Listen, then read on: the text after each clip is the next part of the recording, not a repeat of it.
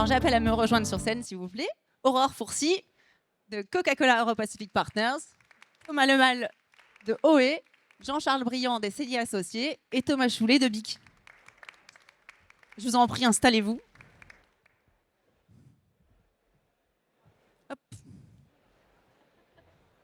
Alors, on leur a confié un petit défi. C'était de vous présenter en 7 minutes leur projet pour que vous puissiez en retirer le meilleur. On vous a posé 4 questions, je les redis. Pourquoi avoir fait un partenariat et un projet avec Carrefour sur le réemploi? Comment ça s'est passé? Qu'est-ce que vous en avez retiré? Et puis, quelles vont être les prochaines étapes? Et puis, si vous avez des conseils à partager, là, surtout, n'hésitez pas. Alors, merci d'avoir relevé le défi. Je vous propose de démarrer tout de suite. Vous êtes tous prêts? C'est bon? Ouais? Ok. Et ben, Aurore, si tu veux bien, on va démarrer par toi. Eh bien, parfait. Bonjour tout le monde, ravi d'être avec vous et merci beaucoup pour l'invitation. Je crois qu'il y a quelques petites diapositives. Je te passe la zapette. Oui, passe-moi la zapette, ça sera. Parce que tu vas nous raconter comment, finalement, avec un produit aussi emblématique, Exactement. produit par toi, vous avez réussi à engager un gros pivotage. Ben, nous, ce qu'il faut savoir, c'est que déjà, le réemploi, on le fait depuis toujours, mais côté plutôt CHR. Tout le monde connaît à la terrasse de café la bouteille contour Coca-Cola. Ben, cette bouteille-là, elle est réemployable. Elle peut faire jusqu'à 25 réutilisations.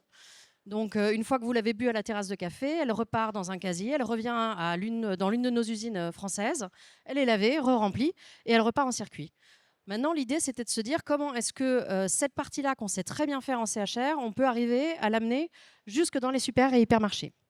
Et donc, on a démarré avec Carrefour, donc en tant que pionnier, avec Loop au tout démarrage, donc plutôt sur un service en ligne, où là, pour le coup, on essayait d'utiliser les bouteilles qu'on avait à disposition, qui étaient plutôt des petites bouteilles.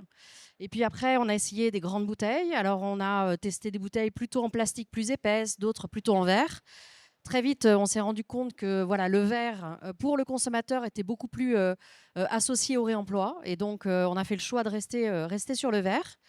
Et puis, on a travaillé avec Carrefour. On a, comme tu le disais, tenu bon, parce que en effet, c'est des projets de très long terme. Jusqu'à un moment où on s'est dit, il faut qu'on arrive à accélérer ensemble. Et donc, Carrefour a proposé de signer ensemble un Sustainability Linked Business Plan, qui est un contrat en fait dédié sur des projets RSE pour nous aider justement à accélérer ensemble sur des projets communs. Et dans l'un des projets qu'on a avec Carrefour, c'est justement d'accélérer sur le réemploi et de se dire qu'on cherche à atteindre ensemble 4000 points de vente avec des bouteilles 1 litre verre consigné, Coca-Cola original et Coca-Cola sans sucre.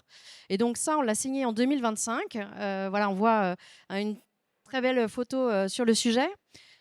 Les challenges que l'on a, c'est de se dire, ça, c'est des choses que nous, on sait faire, mais comment est-ce qu'on peut aussi s'assurer qu'on reste sur quelque chose le plus local possible? Alors, il y a eu un problème dans le copier-coller. Il manque une usine dans le nord de la France. Mais là, vous voyez en fait nos sites de production français. Quand on se parle de Coca-Cola, en fait, c'est une entreprise française à la production française avec du sucre de betterave français aussi. Et donc, on a décidé d'investir 146 millions d'euros dans une de nos usines pour justement accélérer ce développement du réemploi. Parce qu'en fait, on voulait vraiment pouvoir produire au local et pouvoir s'assurer qu'on ait le bon outil industriel pour pouvoir accélérer. Et donc aujourd'hui, dans notre usine de Grigny en Île-de-France, on va produire les bouteilles que vous voyez sur le côté, qui sont des bouteilles déjà pensées pour l'avenir, puisque des bouteilles universelles. C'est-à-dire qu'à l'avenir, ces bouteilles seront en capacité de pouvoir aussi contenir d'autres boissons. Maintenant, on se concentre vraiment sur essayer de monter à l'échelle sur la partie Coca-Cola, mais nous, on est convaincus de ce projet-là. Bien sûr, il y a encore des challenges à adresser et nous, notre objectif, c'est pouvoir se dire oui, ces bouteilles, elles sont là, c'est bien, mais imaginons l'avenir où les clients rentrent, ils viennent faire leurs courses chez Carrefour, ben, ils ne vont pas forcément prendre qu'une seule bouteille. Donc, comment est-ce qu'on s'assure qu'on met aussi en rayon des bouteilles avec des casiers pour qu'on reste sur quelque chose qui est entièrement en réemploi, avec des casiers réutilisables aussi, et que le client puisse repartir à la maison avec son pack de 6, mais 6 bouteilles réemployables avec un casier réemployable aussi. Voilà, donc ça, c'est des challenges qu'on n'a pas encore réussi à craquer. Voilà, et c'est des points qu'on cherche encore, sur lesquels on cherche encore à s'améliorer et à avancer ensemble. Mais déjà, il y a pas mal de magasins sur lesquels on peut retrouver en fait ces bouteilles Coca-Cola originales et Coca-Cola sans sucre. Et notre objectif ensemble à 2030 avec Carrefour, c'est d'arriver à avoir ces bouteilles-là dans 4000 magasins en France. Merci beaucoup, Aurore. Donc, on retient quand même l'impulsion top to top, hein. C'était nos CIO, hein, sur la photo en rouge, hein, vous avez compris. On Armée pour retient le aussi, plaisir. ouais, merci. On retient aussi le choix industriel, l'investissement industriel majeur, et puis la coopération spéciale entre Carrefour et Coca avec ce partenariat, cet accord de partenariat SLBP. C'est nos fameux. Et vraiment cette envie de travailler ensemble pour se mettre un objectif commun et avancer. Très bien. Nos Sustainability Linked Business Plan qu'on a lancé. Merci Aurore. Je propose de donner la parole à Thomas. Alors, Thomas, tu es CEO et cofondateur de OE. Et alors, tu vas complètement changer d'univers, puisque d'abord, tu vas nous parler du vin. Oui. Et aussi, tu vas passer à l'univers d'une beaucoup plus petite entreprise et qui est un pur player du réemploi. Bientôt de la taille de Coca, on n'a pas de doute. Évidemment. Merci pour votre on est invitation. d'accord. Je suis vraiment ravi d'être avec vous aujourd'hui. Donc, je suis Thomas, je suis cofondateur de OE. OE pour œnologie. On produit du vin. On a un domaine en Vallée du Rhône. On produit aussi des softs qui sont faits, des infusions de plantes faites avec les plantes qu'on plante pour restaurer la biodiversité dans les domaines. Merci. On a un projet systémique dans le monde du vin. Il y a peut-être 3 grands sujets qui émergent. Un, c'est le sujet du social, le lien avec les agriculteurs, tous ces producteurs qui sont dans les régions. Un deuxième sujet, c'est la régénération des sols. Il n'y a que 10% des sols viticoles français qui sont en bonne santé. Comment est-ce qu'on peut restaurer ça? Comment on peut régénérer ça? Et 3, le sujet du carbone et de la bouteille. Sur le premier sujet, on a des prix planchers, on accompagne nos vignerons. Je pourrais vous en parler des heures, ce n'est pas le sujet aujourd'hui. Sur le deuxième sujet, la régénération, on plante des haies, on plante des plantes justement pour faire d'autres boissons, avec qui on discute avec Carrefour pour justement aller plus loin ensemble là-dessus. Et sur le troisième sujet, la stat importante, c'est que dans la filière vin, 50% du bilan carbone de la filière, c'est la bouteille. Si on circularise la bouteille, on gagne 80%, 79% de CO2 sur ce qui pèse 50% de la filière. Et ça, on sait le faire, et on le fait ensemble avec Carrefour. Nous, il y a peut-être 6 ans, avec OE, on a screené tous nos emballages, le bouchon, les cols, les étiquettes, les papiers, donc tout est recyclé, recyclable, encre végétale. Il n'y a pas de capsule sur la bouteille, vous voyez, parce qu'elle n'est pas recyclable. Et on a eu la main à ce moment-là pour rendre possible le réemploi. Et donc on l'a fait. On l'a d'abord fait avec le CHR, où c'était plus facile, ils avaient moins perdu ce geste-là. On était les premiers dans le vin, mais voilà, c'est plus facile. Et assez vite, ou même très vite, Carrefour nous a fait signe pour qu'on puisse avancer ensemble. Et alors de fait, on est dans des carrefours où il n'y a pas encore de réemploi, et nos bouteilles sont un peu comme un cheval de Troie. Elles sont techniquement réemployables, et on ne le fait pas encore. Et un jour viendra. Et après, il y a toutes les initiatives qu'on connaît, Reuse, Loop, etc., où là, on essaye de jouer le jeu au maximum et nourrir, communiquer, éduquer ce geste. Et dans un des défis qu'on a, il y avait le premier défi de rendre techniquement, physiquement la bouteille réemployable avec la colle qui va bien, le papier qui va bien, la standardisation de la bouteille. Le deuxième sujet, qui est peut-être le plus dur, c'est ce nouveau geste que doivent apprendre les clients, rapporter sa bouteille, ce qui est un geste militant, un geste citoyen, un geste absolument génial, qui a des bénéfices franchement super. Et comme on parle des bénéfices, il y a tous les bénéfices écologiques. Je vous mets là 50% donc, du carbone qu'on peut gagner, et c'est 80% de CO2 en moins. Mais c'est aussi des emplois locaux, c'est aussi une résilience beaucoup plus forte. Nous, d'ores et déjà, les bouteilles qu'on utilise, issues du réemploi, nous coûtent aujourd'hui le même prix que les bouteilles neuves. Et on sait que l'énergie va grimper. Une bouteille réemployée, c'est 76% d'énergie en moins. Et donc, on est beaucoup plus résilient, beaucoup plus robuste. Et ça, c'est un vrai atout, y compris dans le partenariat qu'on a ensemble avec Carrefour et avec d'autres partenaires. Et c'est aussi des emplois français, c'est aussi une visibilité qu'on a sur nos coûts d'achat. Hier, Fiona de l'équipe me disait que 71% de nos volumes d'embouteillage des 12 derniers mois venaient de bouteilles réemployées. Et donc, c'est chouette, ça veut dire que sur ces volumes-là, eh bien, on a une visibilité sur les coûts, on a une sécurité aussi. C'est franchement chouette et ça, c'est possible grâce à vous. Et une des choses absolument géniales dans le réemploi, et ceux qui ne le font pas encore, je trouve, moi, c'est un de mes grands drivers, c'est la joie qu'on a à bosser en écosystème. Parce qu'évidemment, tout ça, c'est dans des partenariats commerciaux, il y a des questions de marge, des questions de coûts. Mais en fait, tout ça, ça sert aussi la décarbonation de notre planète, ça sert des relations très humaines. Et on voit que notre job, ou les décisions qu'on prend, ou les investissements qu'on fait, ils sont très concrètement, ils impactent, ils changent la donne. Et ça, on le fait ensemble. Et c'est que ensemble que ça peut marcher. C'est pas nous, OE, ou Coca, ou Carrefour, c'est ensemble. Et il y a cette synergie d'écosystème qui est franchement géniale à vivre aussi, même au quotidien, dans les différents échanges qu'on peut avoir. Et donc, ceux qui hésitent, foncez là-dedans. Peut-être un des défis, mais que je trouve aussi super, c'est de se renseigner, savoir quel est le bon flux, le bon schéma, bien comprendre ça, pas forcément réinventer l'eau chaude, et puis confronter les évidences. Le verre, par exemple, pollue beaucoup plus ou pèse beaucoup plus lourd que le transport. Et parfois, on peut dire, oui, mais dans le réemploi, il y a peut-être plus de transport. Pas forcément. Donc tout ça, c'est hyper intéressant ou intelligent. Et pareil, ceux qui ne sont pas encore dans ce game du réemploi, je vous invite à creuser ça, à être curieux. Nous, ça nous a énormément aidé et on se confronte en continu. C'est vraiment inscrit dans la culture OE maintenant de servir cette circularité. On en voit tous les fruits. Et dans Next Step, ensemble à Carrefour ou plus largement, c'est de déployer. Nous, on a le grand sujet commercial, passer à l'échelle, référencer aussi nos essences d'OE qui ont ce bénéfice et régénératif pour la biodiversité et de circularité aussi. Et puis aller de l'avant tous ensemble, montrer la voie. Merci.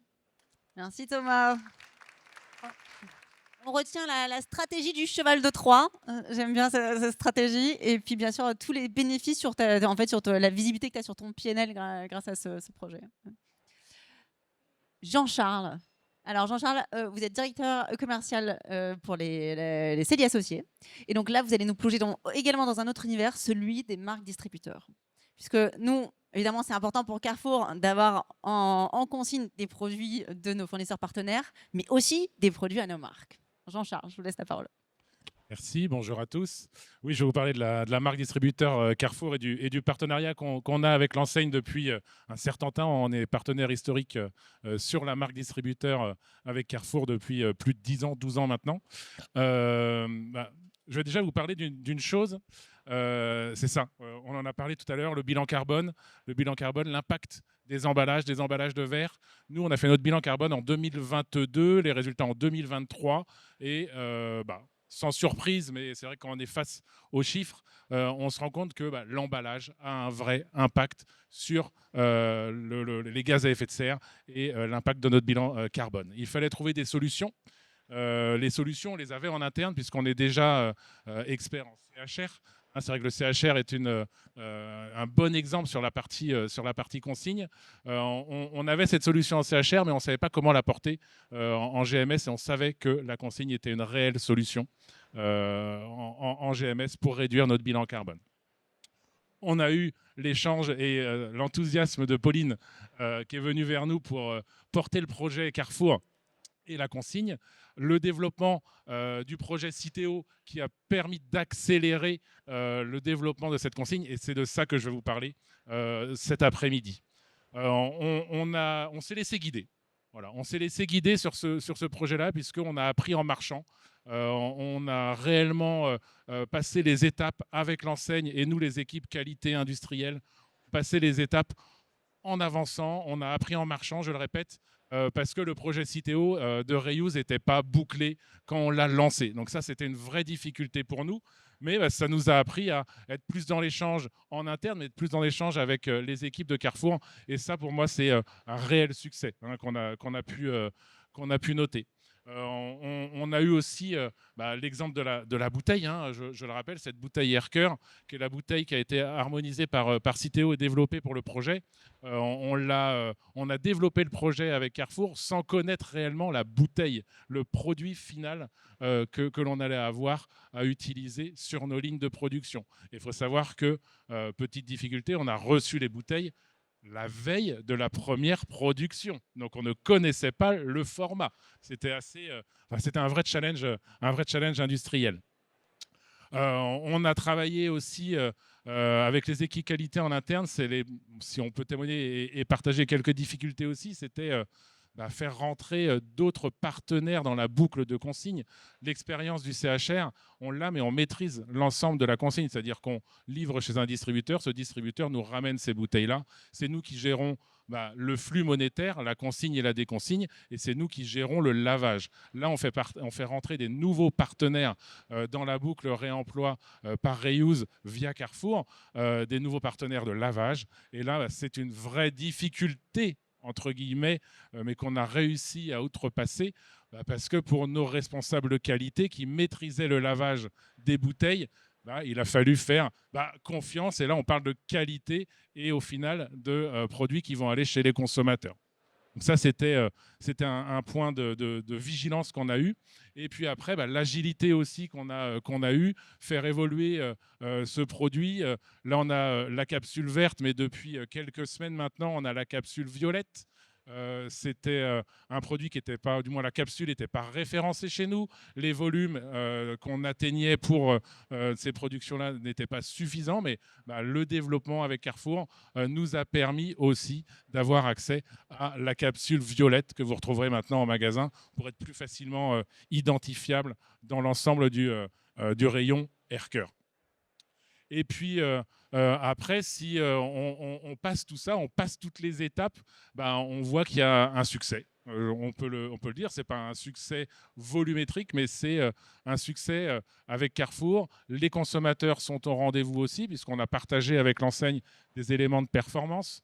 Où on nous dit que notre jus de pomme bio, Carrefour Bio, est la deuxième référence aujourd'hui de l'ensemble des produits proposés au rayon liquide. Deuxième référence en vente et deuxième référence en retour. Parce que c'est ça aussi, les consommateurs doivent jouer le jeu et retourner les bouteilles. Donc c'est un succès. Pour nous, on le voit comme ça. C'est un succès aussi. Pourquoi ? Parce que les ventes de notre produit en verre perdu n'ont pas baissé. Ça veut dire que des consommateurs nouveaux sont venus vers ce produit en bouteille consignée. Donc c'est un succès pour tout le monde, et pour Carrefour et pour nous. Et je pense que là, on a fait le bon pari avec les équipes. Et puis après, si je dois vous convaincre d'y aller, jetez-vous dans la consigne, jetez-vous dans ce projet. Pourquoi ? Parce que c'est cet impact sur la décarbonation, cet impact aussi pour l'environnement, pour nos générations futures. Il faut réellement le voir comme ça. Et la consommation de demain, Agathe, tu en parlais tout à l'heure, aujourd'hui, on en voit dans tous les rayons des éléments de consigne ou de réutilisation. C'est l'avenir, c'est réellement l'avenir. Et si les industriels vous hésitez encore, venez vers nous. On est là aussi pour partager l'expérience. On a partagé l'expérience avec Carrefour pour développer les produits. Nous, on est là maintenant pour partager l'expérience, pour passer à l'échelle, mais développer l'offre. Et c'est ça qui fera aussi le succès de la consigne. Merci Jean-Charles. Vraiment bravo. Parce que vous avez pris le risque, sans avoir la bouteille, le risque de la petite ligne, essayer de se lancer sur un truc où les volumes au début n'étaient pas là, etc. Et de travailler avec des partenaires, bravo. Et aussi, au final, on a un projet qui est largement partagé grâce à la standardisation. Donc, un grand bravo pour ça. Et donc, je me tourne vers notre deuxième Thomas. Alors, Thomas, je prends mes notes, pardon. Tu es Head of Global Supply Chain Sustainable Development. Je ne me trompe pas. J'ai dû répéter celui-là. Et avec toi, on va découvrir l'univers des PLV. Donc PLV, publicité sur le lieu de vente. Ça peut être des supports de pub, ça peut être des supports de vente. Et tu vas nous montrer qu'il y a encore beaucoup de place pour innover sur nos surfaces de vente. Je te laisse la parole. Merci. Alors en effet, le reuse, c'est pas seulement sur les packaging primaires, c'est aussi sur les displays. Les displays sont importants pour BIC en termes de visibilité, surtout pour la rentrée des classes. Mais c'est aussi générateur de déchets et d'émissions de CO2. Donc on a rejoint BIC, la coalition des displays réemployables, il y a 2 ans maintenant, donc avec Carrefour, et puis d'autres partenaires comme Cogit, FM Logistique, et puis d'autres marques bien sûr. Et l'idée c'était de réfléchir, de tester, d'apprendre sur ce nouveau concept de display réutilisable. Donc, qu'est-ce qu'un display réutilisable ? Vous avez un exemplaire ici, vous avez aussi une photo ici. En fait, c'est une structure qui est réutilisable. La structure noire en plastique est réutilisable. Et comment ça marche ? En fait, BIC loue des displays, des plateaux à notre partenaire Cogit. Ensuite, ça va au co-packing, c'est assemblé, on met la customisation, les produits. C'est envoyé à Carrefour. Carrefour va mettre en promotion dans les magasins. Et puis, une fois la promotion terminée, les petites parties en carton vont être recyclées, bien sûr, mais surtout la partie en plastique va être renvoyée à notre partenaire pour être réutilisés. Donc on a vraiment une circularité. Et puis après, bien sûr, les plateaux vont être vérifiés, nettoyés et pour un nouveau tour, pour une nouvelle utilisation. Donc comment on a travaillé avec Carrefour? On a fait des tests qu'il faut y tester. S'il y a un des conseils sur la circularité et en particulier sur les displays, c'est qu'il faut de tester, faire des tests. On a fait un test l'an dernier sur 5 displays qui s'est révélé positif. Donc on a décidé de faire un test plus large cette année pour la rentrée des classes. On va tester une cinquantaine de displays dans une dizaine de magasins Carrefour. L'idée là, c'est de tester la boucle entière de circularité, de voir si d'un point de vue logistique, ça marche. Et puis, en effet, il faut persévérer. Hein. Un des learnings, c'est qu'il faut insister, convaincre en interne. Et c'est pour ça que les tests, ça permet de voir les displays, de se projeter, de vendre le projet en interne, et puis bien sûr de le tester d'un point de vue logistique.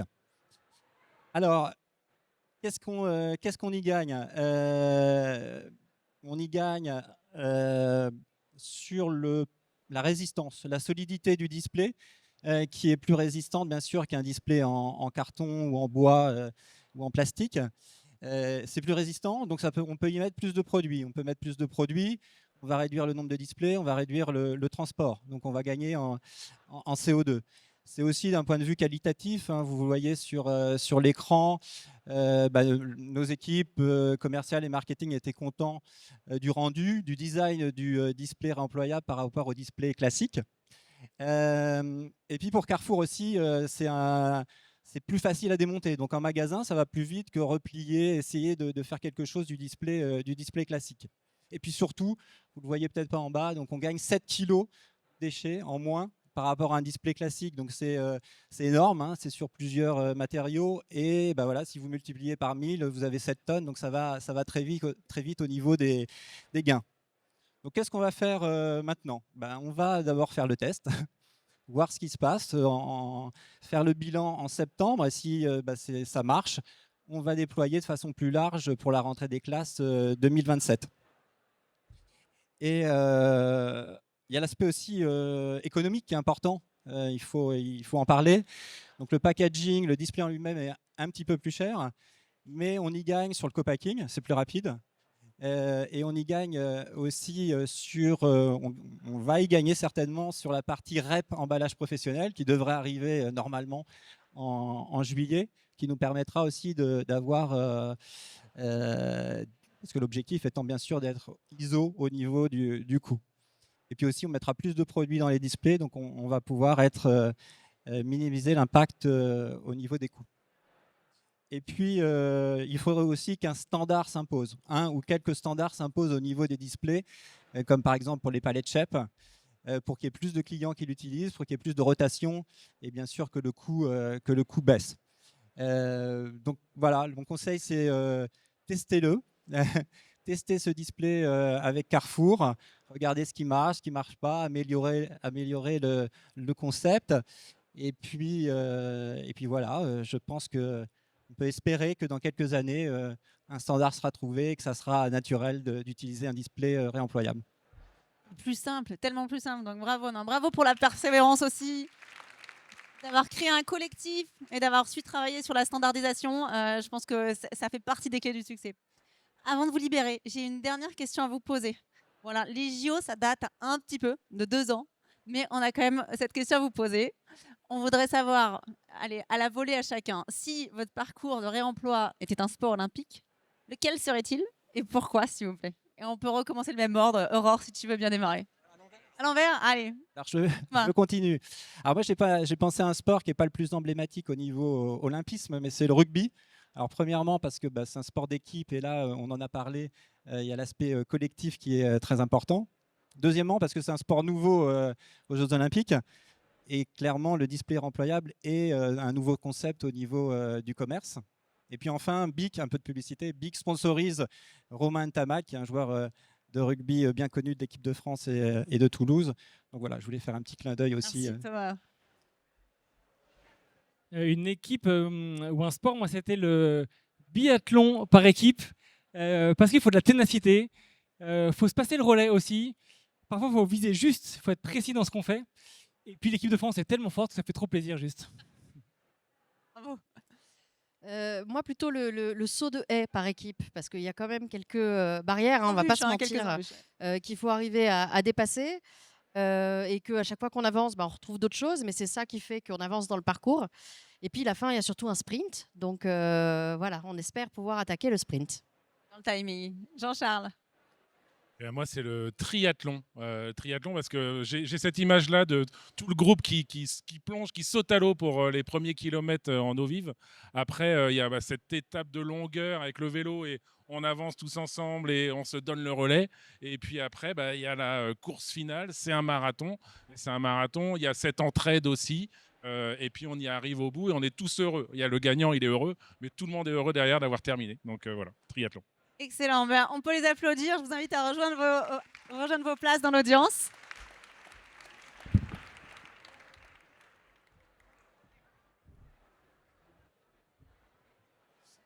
Et alors, pour conclure, on vous propose une petite vision pour voir comment tout ça peut prendre vie dans nos magasins.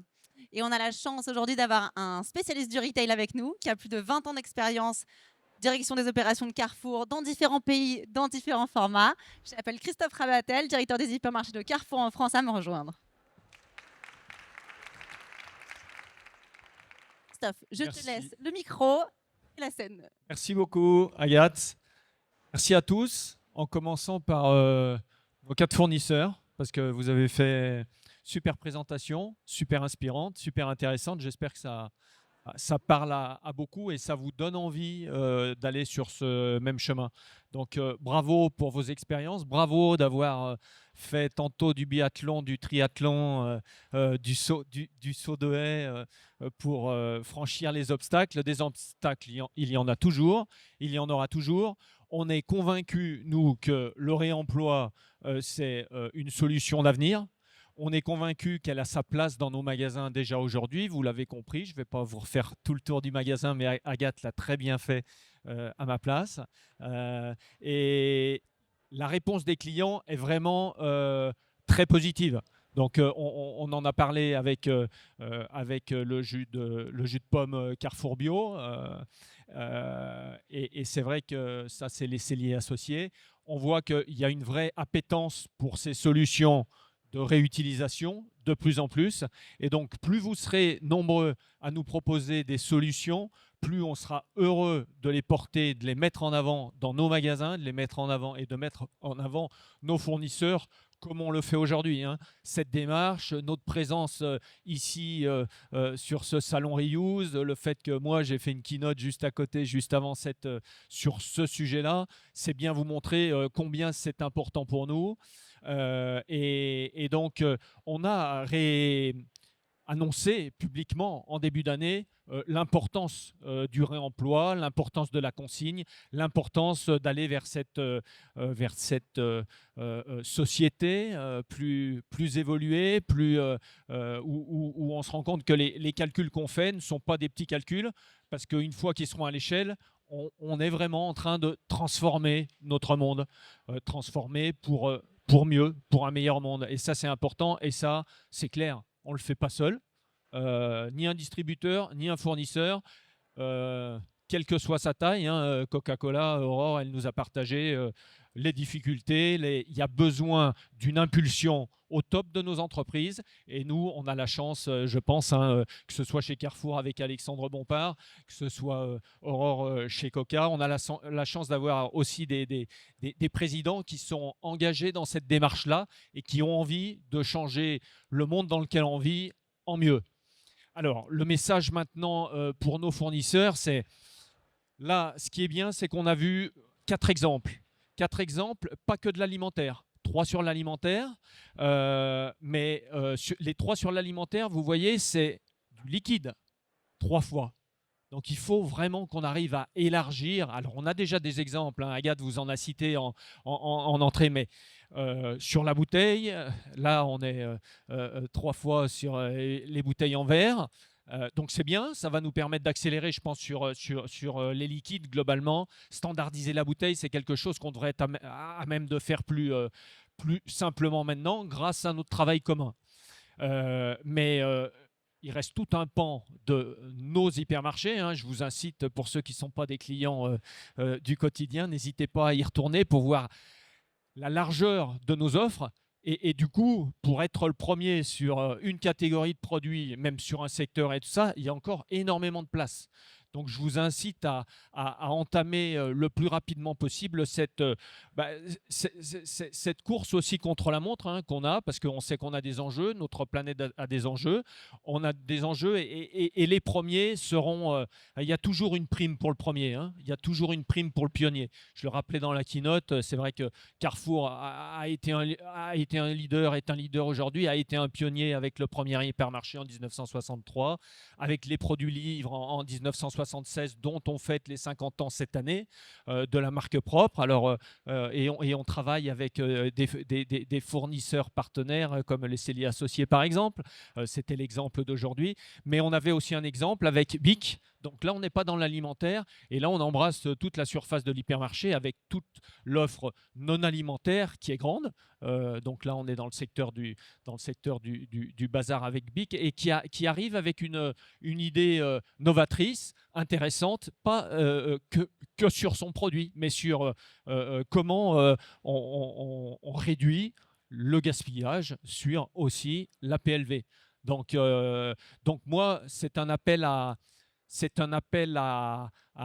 vocation, à initiative auprès de tous nos fournisseurs. L'engagement que je peux porter moi en tant que directeur des hypermarchés de Carrefour France, c'est vous donner le terrain de jeu, vous indiquer que toutes vos solutions de réemploi pertinentes que vous nous offrirez, on les considérera toutes avec beaucoup d'intérêt, avec beaucoup de respect, et on s'efforcera de vous accompagner pour en faire des succès, comme on l'a fait avec nos 4 témoins du jour. Donc ça, c'est le moins que je puisse faire là aujourd'hui. Après, je demande aussi à tous ceux qui peuvent être des partenaires ou tous ceux qui sont dans la logistique, on a besoin que vous mettiez en place les process, les systèmes qui nous permettent de systématiser l'approche et qui nous permettent dans le temps de faire en sorte que le réemploi, la consigne, rapporter la bouteille en magasin, ça doit être un réflexe et ça doit être simple. Et si on se rappelle, alors moi je commence à être un peu vieux, mais moi je me souviens de ça gamin. On rapportait des trucs. C'est des choses basiques. C'est des choses et on se dit, on s'est quand même perdu en chemin parce que on a oublié ça. J'évoquais tout à l'heure, c'est vrai que les sacs plastiques, on a créé cette belle invention il y a quelques dizaines d'années. Et puis finalement, il y a 10 ans, en se rendant compte que tous ces sacs jetés, tout ça, on est ressorti de là-dedans. Et aujourd'hui, je pense que au moins sur Salon Reuse, on n'utilise quasiment plus de sacs plastiques jetables. On a tous nos bags, j'espère beaucoup Carrefour. Non seulement ils sont pratiques, ils sont pérennes, ils sont à durée de vie illimitée, mais en plus souvent ils sont beaux. Et donc, on se rend compte en mettant des mots sur ces transformations, combien on est en capacité, quand notre collectif se met en marche, combien on est en capacité de transformer ça. Tu as fait référence à Mayam. C'est vrai qu'on fait un travail intéressant ensemble sur le vrac, en magasin, où vous nous accompagnez pour accélérer un petit peu cette transformation. Et ça, c'est très bien. Donc, toutes les solutions logistiques aussi qui vont dans ce sens-là vont nous aider pour qu'ensuite, on passe à l'échelle et qu'on ait des solutions. On le voit, on a des solutions de lavage qui existent. Alors, il y a des sujets, des enjeux de qualité partagée. C'est de la confiance à construire ensemble, parce que j'entends bien le point, confier une partie de la qualité de son produit à un tiers, même s'il s'appelle Carrefour, même si c'est un partenaire de longue date, c'est pas simple, mais c'est une belle démarche collective que Thomas Doé nous disait. C'est vrai que c'est passionnant et c'est excitant de construire ces écosystèmes ensemble et de sentir que quand on met toutes nos compétences ensemble et tout notre engagement de citoyens qui a envie de faire les choses un peu mieux que par le passé, ça devient vraiment très fort. Donc, pour conclure, vous dire, soyez audacieux, prenez ce chemin comme vous l'ont montré nos fournisseurs, nos partenaires d'aujourd'hui. Prenez ce chemin du réemploi. Réfléchissez dès que vous quittez ce salon Reuse. Je compte sur vous pour prendre contact avec les commerciaux de Carrefour qui s'occupent de vous ou l'équipe RSE qui fait un super boulot depuis de nombreuses années chez nous. Et c'est grâce à vous aussi qu'on arrive à pousser cette logique et qu'on arrive à pousser aussi fort sur des sujets comme ça. Favorisons la compétition positive parce qu'on sait très bien que quand on prend à cœur un sujet comme ça et qu'on s'appelle Carrefour, globalement, on a un certain nombre de concurrents qui regardent, un petit peu curieux au départ, un petit peu intéressés ensuite, et puis qui prennent et ça c'est très sain, c'est ce que j'appelle la saine émulation. On le fait aussi quand on est entre nous, entre entités différentes au sein d'un groupe, et tant que c'est sain et que c'est vers un succès plus collectif, plus partagé, c'est très bien. Donc soyez audacieux. On vous attend pour que l'année prochaine, on ait 4 autres fournisseurs, 4 autres partenaires pour partager ces succès collectifs. Merci à tous et puis je vous souhaite un excellent salon Reuse pour continuer.